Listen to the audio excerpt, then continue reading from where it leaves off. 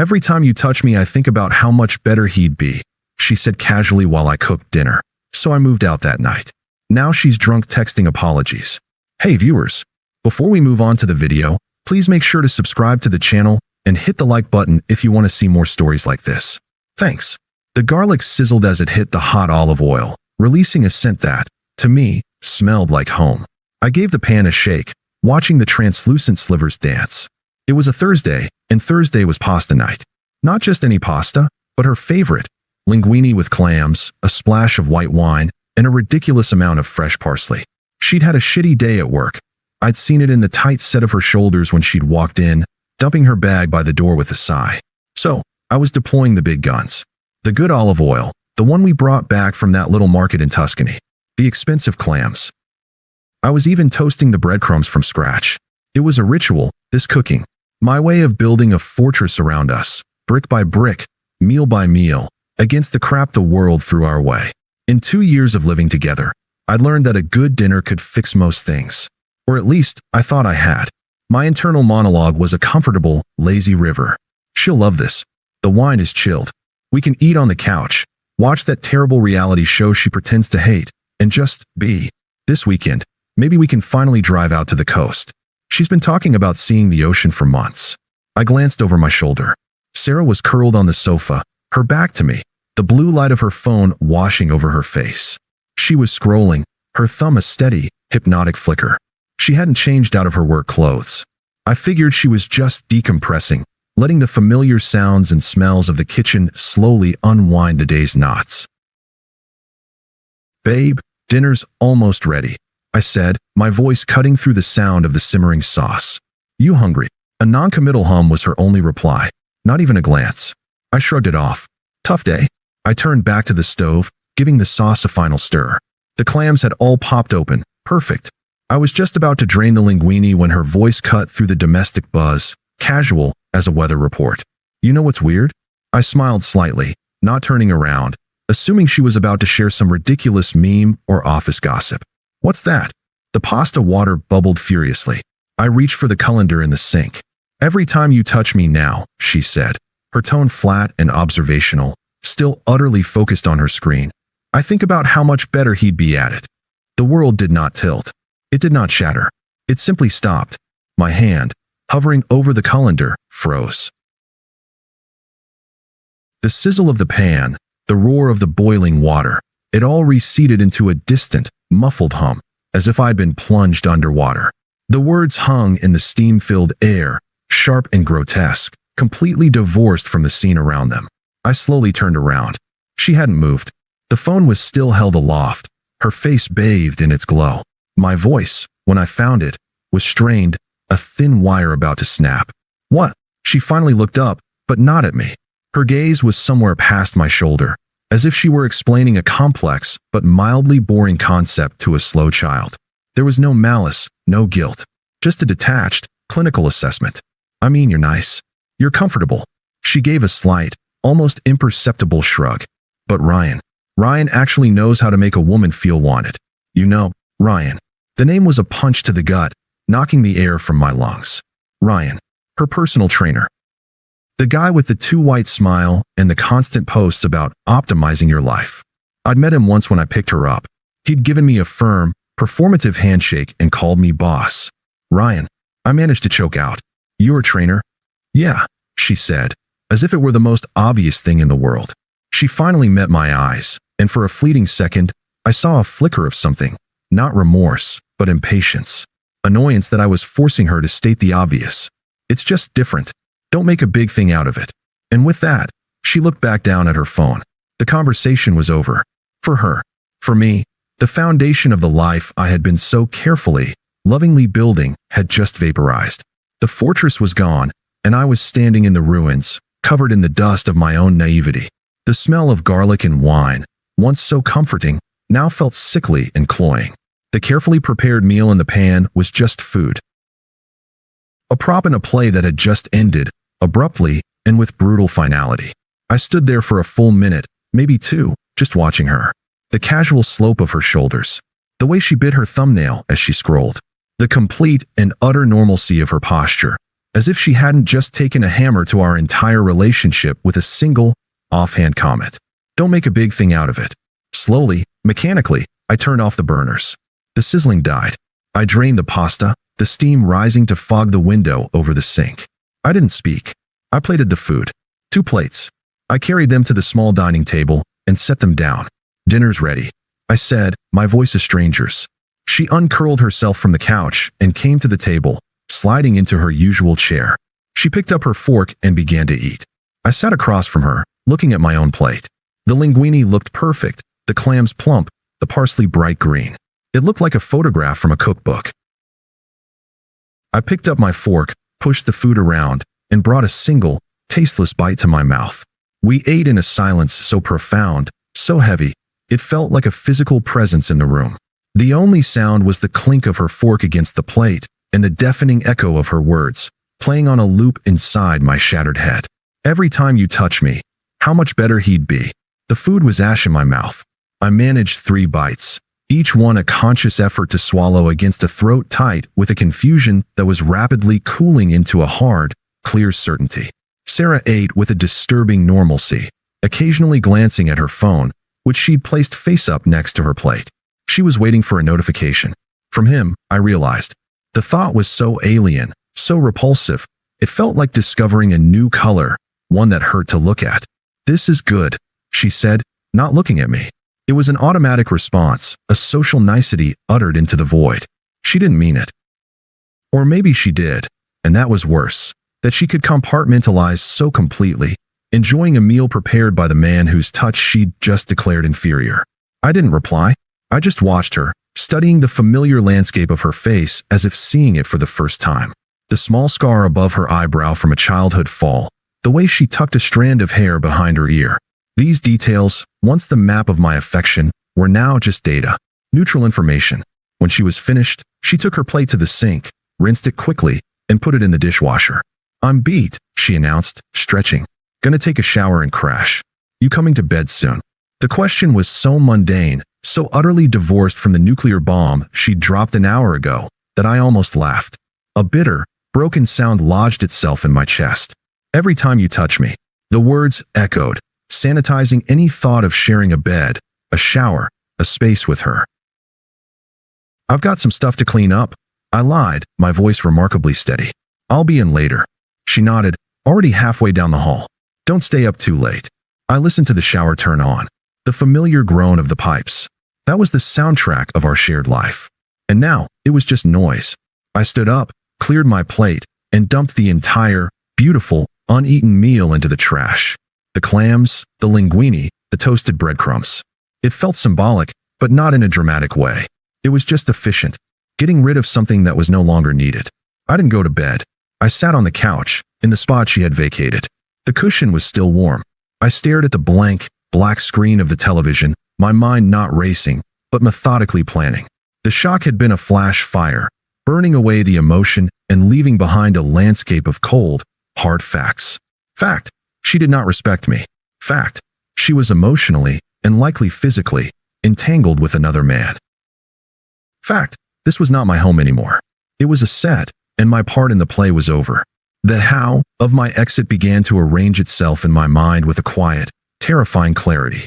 There would be no yelling, no tearful confrontation, no giving her the satisfaction of seeing me break. She had dismissed me as nice and comfortable. I would show her what true, cold comfort felt like. The comfort of silence. The comfort of absence. When I heard her soft, even breathing from the bedroom, the sound I usually found so soothing, I got up. I went to the hall closet and pulled out my old duffel bag and a stack of empty cardboard boxes I'd kept for a moment like this, I supposed. I started in the living room. I took the books that were mine. The framed photo of us at the lake. I left it. A prop. I took the expensive headphones I'd saved for. I left the throw blanket her mother had knitted. I worked with a numb, surgical precision. In the bathroom, I cleared my shelf. Razor, deodorant, the cologne she said she loved. I didn't spare a glance for her things. They were irrelevant. The bedroom was the final frontier. I stood in the doorway, watching her sleep. She looked peaceful, innocent. The anger tried to bubble up then, a hot, toxic wave, but I forced it down. Anger was an emotion, and emotions were a liability now. I needed to be a ghost. I packed my clothes from the dresser and the closet, moving with the quiet intensity of a thief. I left the sweater she'd always borrowed. I left the t-shirt I slept in. I took my passport, my social security card, the important files from the desk drawer. I was erasing myself, bite by bite. By 3 a.m., the duffel bag and 3 boxes contained the sum total of my life in this apartment. Everything else was either hers or ours, and ours was a concept that had died over a plate of linguine. I loaded the car, the night air cool and sobering on my skin. Each trip to the silent street was a step toward freedom. When the trunk was full, I went back inside one last time. I took a picture of the clean, empty space in the closet where my clothes had been. I took a picture of the bare shelf in the bathroom. I wasn't sure why. Evidence, maybe. Proof that I had been here, and now I was not. Then, I took the key off my ring. The little silver key to this apartment I'd called home. I placed it squarely in the middle of the kitchen counter, on the spotless granite where I had cooked our last meal. I closed the door behind me without a sound. The click of the latch was the quietest, most definitive sound I had ever heard. I didn't go to a hotel. I drove to a 24-hour diner on the other side of town, ordered a coffee I didn't drink, and at 9 a.m. on the dot, I called my boss. "Hey, it's Mark," I said, my voice impressively normal. "I'm dealing with a personal emergency. I need to take the day." Then I called the landlord, Mr. Peterson. "Mr. Peterson, Mark Higgins. I'm calling to formally remove myself from the lease at 214 Maple Drive, effective immediately. My partner, Sarah Reed, will be assuming full financial responsibility from this point forward. I am emailing you a signed letter to that effect as we speak." There was a pause on the other end. "Is everything all right, son?" "Everything is settled," I said, the phrase feeling perfect on my tongue. "Thank you for everything." I hung up. I sat in the diner booth, the hum of the fluorescent lights overhead, and I waited. I didn't have to wait long. My phone buzzed on the Formica table. "Sarah." I watched it ring, a strange sense of calm settling over me. The screen went dark. A moment later, it lit up again with a voicemail notification. I took a sip of my cold coffee and played it on speaker, the tinny sound barely rising above the clatter of plates. Voicemail 1. Her voice was a mix of confusion and rising panic. "Mark? Where are you? All your stuff is gone. What the hell is going on? The closet is empty. Your shampoo is gone. What is this? Call me back. This isn't funny." I deleted the voicemail. I finished my coffee. The silence in my new, temporary life was no longer heavy. It was light. It was mine. And it was just beginning. The first week was a study in silence. I rented a furnished studio apartment on the opposite side of the city. It was a blank canvas, beige walls, a single window looking out onto a brick wall, a couch that smelled faintly of cleaner. It was perfect. There were no ghosts here. No memories in the corners. No lingering scent of her perfume in the air. The silence was the first gift. In the old apartment, silence had been a tense, waiting thing. Here, it was just quiet, peaceful. I didn't have to listen for the judgment in a sigh or the dismissive tap of a phone screen. I could just be. I didn't block her number. A part of me, the part that was still processing the sheer audacity of her betrayal, needed to see it play out. Leaving the line open wasn't about hope. It was about witnessing the consequences. It was a passive, powerful act of spectatorship. My healing wasn't dramatic. It was procedural, like my packing had been. I found a gym, a no-frills, meat and potatoes place with clanging iron and grunting men, a universe away from Ryan's sleek, perfumed torture chamber. I went every day. The burn in my muscles was a clean pain, one I understood and controlled. It scrubbed the mental static away. I reconnected with friends I'd slowly drifted from during my 2 years with Sarah. We went to a sports bar, ate wings, and laughed about things that had nothing to do with my collapsed life. They didn't ask, and I didn't tell. It was a relief. My internal voice, once a confused and wounded echo of her words, began to change. It became clearer, sharper. "She was a weight you didn't know you were carrying," it said one morning as I enjoyed coffee in the quiet of my studio. "And now you're free." The text started after about 10 days. The first one was Shrutan Shingdug, tinged with a frustration that I wasn't playing my assigned role. Text 1, from Sarah. "Okay, I get it, you're mad. Can we please talk? The landlord is being a dick about the rent." I read it, felt nothing, and put the phone down. I was in the middle of applying for new jobs, ones with better pay and a clearer path forward. My future was a spreadsheet, not a therapy session. The voicemail came 2 weeks later. Her voice was different, shakier, stripped of its casual cruelty. Voicemail 2. Her voice was thick, as if she'd been crying. Mark. I saw Ryan at the gym with Sarah. He was doing the same things with her. The same stretches, the same adjustments. He was whispering to her. I was just one of. God, I was so stupid. Please, I need to talk to you. I can't do this alone. A grim smile touched my lips. One of many. The great Ryan, the man who knew how to make a woman feel wanted, had a conveyor belt of clients. She wasn't special. She was just available. The irony was so perfect it was almost poetic. I didn't call back. I deleted the voicemail and went for a run. The rhythm of my feet on the pavement was a better conversation than anything I could ever have with her. The drunk texts began a few nights later. They were a messy, pathetic cascade, a window into a life unraveling in real time. Text 3, 1:14 a.m. I'm so sorry. I never meant it. You were the best thing I ever had. I was just scared. Ryan is a piece of shit, and I miss you so much it hurts. Text 4, 1:27 a.m. Do you ever think about me? I think about you all the time now. I can't believe I said that to you. It was the worst mistake of my life. Text 5, 1:51 a.m. Please answer me. Just one text. I have no one to talk to. I read them in the clear, sober light of the next morning. There was no satisfaction, only a distant pity, the kind you might feel for a character in a sad movie. Her consequences were no longer my concern. The final text in this phase came a day later, sober and full of a new, grim reality. Text 6, 10:03 a.m. I had to move. I'm in a shitty studio on the other side of town. I can't believe this is my life now. Please answer me. So, she'd lost the apartment. The home I had meticulously built for us, the one she had so carelessly poisoned, was gone. She was now in a box similar to mine, but hers was filled with the rubble of her own choices, while mine was a foundation. I stood at my window, looking at the brick wall. The chain of karma was complete. Ryan had used her and discarded her. She was broke, alone, and living in a place she described as shitty. The scales, in their own brutal way, had been balanced. I felt a chapter close. The spectacle was over. There was nothing left to see. I picked up my phone, my thumb hovering over the block button. But I paused. A colder, more curious part of me wondered if she had one last, desperate act in her. I decided to wait. The final scene, if it came, would be on my terms, at my doorstep. And I knew exactly what I would say. 2 months to the day after I walked out, I was truly happy. Not the performative, placid happiness of my life with Sarah, but a vibrant, self-sufficient kind. My new job was challenging and paid significantly more. My studio no longer felt temporary. It felt like a sanctuary I had built with my own 2 hands. The silence was a companion, not a void. I was getting ready to meet some friends, the ones I'd reconnected with, for a drink. I was looking forward to it. I just pulled on a jacket when a sound broke the quiet. A hesitant, almost timid knock on my door. It was a foreign sound. No one ever came here. A cold, clear intuition settled over me. I knew who it was before I even looked through the peephole. And there she was. Sarah. She looked diminished. The confident glow she'd always carried was gone, replaced by a pale, washed-out anxiety. She was clutching her phone like a lifeline, her shoulders hunched against the evening chill. She looked small standing in the impersonal hallway of my building.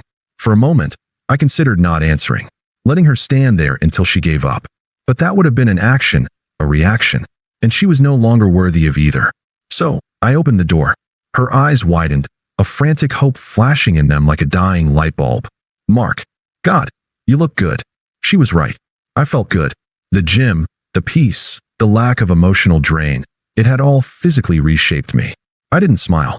I simply leaned against the doorframe, crossing my arms, completely relaxed. The picture of a man interrupted, not a man confronted. Can I help you? I asked, my voice flat and polite, as if she were a stranger asking for directions. The hope in her eyes flickered. My calm was clearly not what she'd prepared for. She'd expected anger, tears, or at least some kind of emotional opening she could claw her way into. I got your address from Jake. She swallowed, her gaze dropping for a second. I had to see you.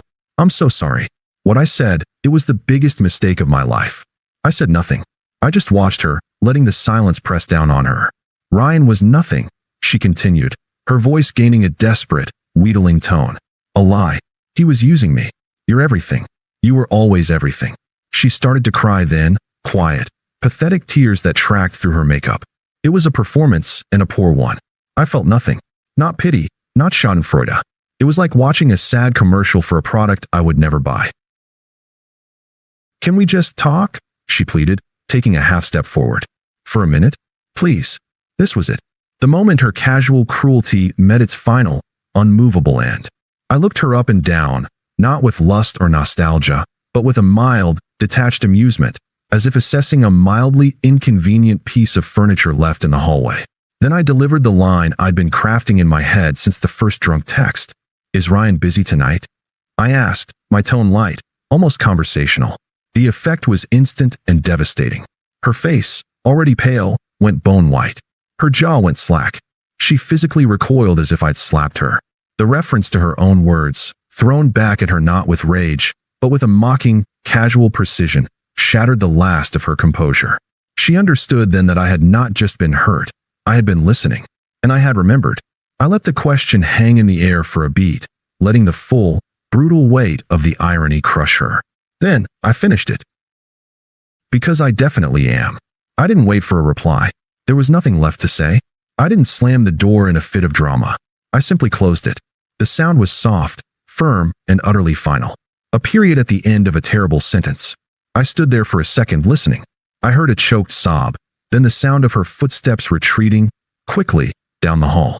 The ghost of her pathetic expression was already fading from my mind, unimportant and forgotten. I turned away from the door. The silence in my apartment rushed back in, but it was no longer just an absence of sound. It was peaceful. It was full. It was mine. Thanks for watching. Make sure to subscribe to the channel and hit the like button. What do you think about this story? Share it in the comments.